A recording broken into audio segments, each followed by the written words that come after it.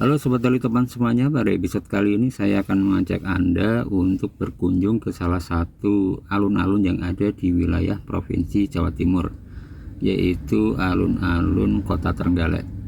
Sebagaimana kita ketahui bahwa alun-alun ini merupakan area umum yang ikonik yang menjadi ciri dari kota-kota yang ada di wilayah Pulau Jawa lainnya. Fungsi dari alun-alun sendiri juga menjadi tempat ataupun wadah bagi aktivitas masyarakat umum yang ada di sekitar wilayah alun-alun, seperti halnya kegiatan pemerintahan, kemudian aktivitas masyarakat seperti olahraga, kemudian berkumpul dan bertemu, saling bersosialisasi, dan juga untuk area perhelatan budaya yang terkait dengan masyarakat atau budaya yang ada di wilayah tersebut. Nah, untuk tahu lebih jelasnya bagaimana perkembangan dari alun-alun Kota Trenggalek saat ini, simak terus video dari kami. Jangan lupa untuk selalu mendukung channel kami dengan cara klik like, share, comment, and subscribe.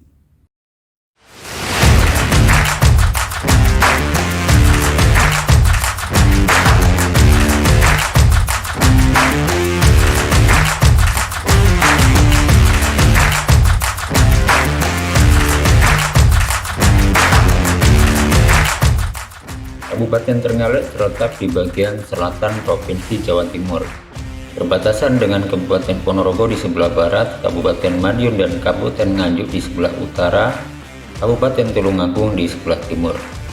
Kota Trenggalek terletak 180 km dari kota Surabaya. Kedua kota tersebut dihubungkan oleh jalan provinsi yang mengintegrasikan beberapa pusat kota kabupaten lain yang berada di sekitar kota Trenggalek, seperti Kota Kediri dan Kota Tulungagung. Dari total luas wilayah Kabupaten Trenggalek sebesar 126.140 hektar, 2/3 dari luas wilayahnya berupa tanah pegunungan. Tanah pegunungan tersebut menyebar di sebelah utara, sebelah barat, dan sebelah selatan dari wilayah Kabupaten Trenggalek. Kondisi topografi yang berbukit-bukit inilah yang menyebabkan persebaran penduduk hanya tersentralisasi di daerah dataran rendah dan perkotaan. Sisanya menyebar dan terpencar di daerah-daerah terpencil.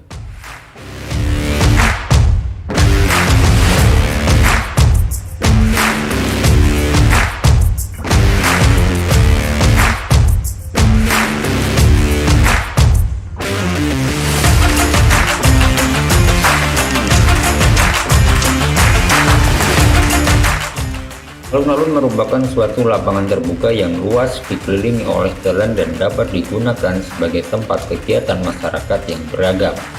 Pada dasarnya, alun-alun merupakan halaman depan rumah namun dalam ukuran yang lebih besar. Penguasa yang bisa berarti raja atau bupati, wedana, dan camat, bahkan kepala desa memiliki halaman yang paling luas di depan istana atau pendopo tempat kediamannya. Alun-alun difungsikan untuk urusan pemerintahan, militer, perdagangan, kerajinan, dan pendidikan. Pada awalnya, alun-alun merupakan tempat berlatih perang atau gladiuda bagi prajurit kerajaan, tempat penyelenggaraan sayembara dan penyampaian titah atau keputusan raja kepada rakyatnya. Selain itu juga dijadikan pusat perdagangan, pusat hiburan, serta rampokan macan, yaitu acara yang menarik dan paling mendebarkan. Pada acara rampokan macan tersebut, seekor harimau dilepaskan di tengah lapangan dikelilingi oleh prajurit bersenjata, seperti halnya atraksi gladiator di masa Romawi yang lalu.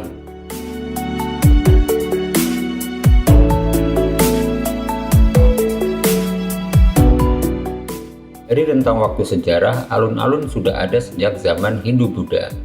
Alun-alun saat itu dimanfaatkan untuk tempat upacara minta izin kepada Dewi Tanah setiap kali akan menggunakan tanah untuk bercocok tanam. Aktivitas tersebut sebagai gambaran sosial masyarakat yang dominan saat itu yang berprofesi sebagai petani atau penggarap lahan pertanian.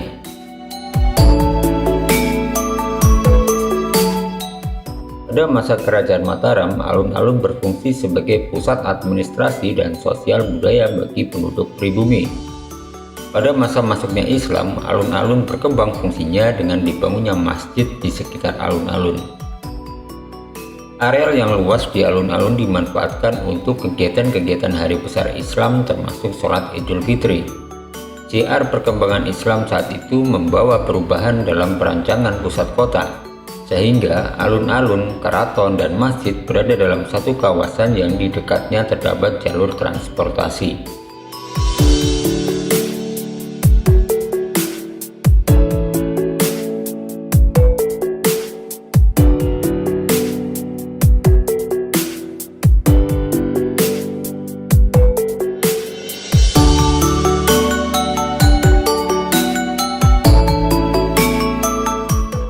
Pada periode berikutnya, kehadiran kekuasaan Belanda di Nusantara ikut memberi warna bentuk baru dalam tatanan lingkungan alun-alun.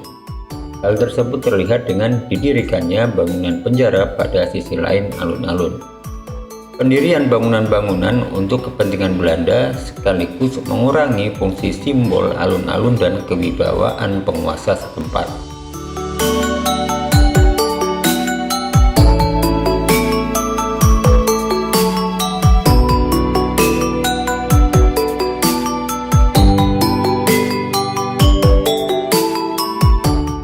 Filosofi dalam alun-alun merujuk pada fungsi alun-alun yang berfungsi sebagai tempat sakral dan profan.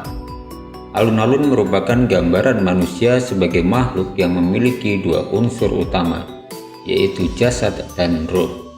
Jasad tergambarkan dalam bentuk fisik dan dapat ditangkap oleh panca indera, sedangkan ruh tidak dapat digambarkan dalam bentuk fisik dan hanya dapat ditangkap oleh intuisi. Pemisahan antara jasad dan ruh tersebut digambarkan dalam pembagian ruang di area alun-alun. Bagian timur alun-alun sering dimanfaatkan sebagai pasar, pusat pemerintahan, dan aktivitas lainnya yang terkait dengan aktivitas duniawi. Sedang sisi barat sering dimanfaatkan untuk aktivitas ruhani seperti masjid. Sedangkan alun-alun berada di antara timur dan barat, tepat berada di tengah-tengah. Diartikan sebagai jembatan antara duniawi dan ruhani. Selain itu, biasanya ada jalan tengah yang membagi alun-alun menjadi dua bagian sama besar. Jalan tersebut mengarah dari utara hingga ke selatan.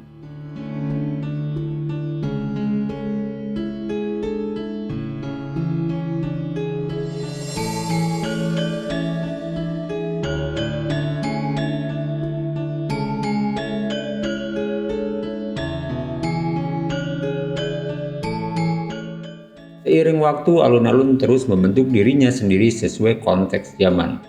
Sekarang banyak sekali revitalisasi area alun-alun dengan berbagai macam konsep arsitektur. Di antaranya dengan menambah beberapa area seperti area bermain anak, kolam ikan, area lapangan olahraga, jogging track, area skateboard, area gym, tempat duduk santai, dan lain sebagainya.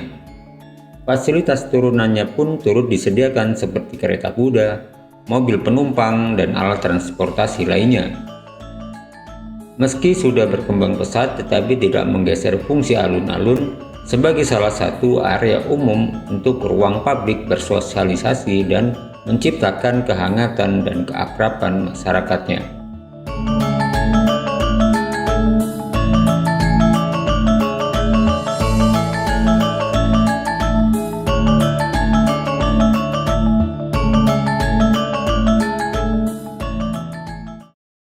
Yaitu tadi sobat semuanya video dari kami. Semoga dengan video kami bisa memberikan informasi bagi sobat semuanya dan juga bisa menjadi obat rindu bagi para warga Trenggalek yang sedang ada di perantauan.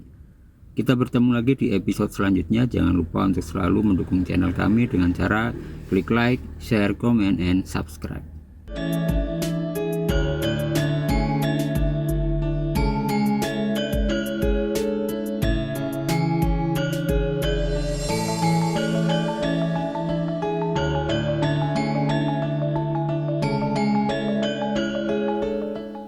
Salam satu jalan.